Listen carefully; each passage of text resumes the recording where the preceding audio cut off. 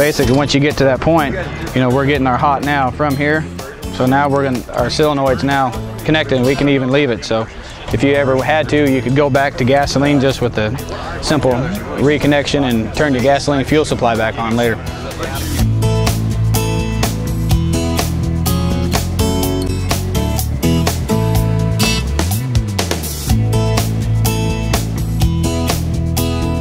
As far as how you put the tanks, etc.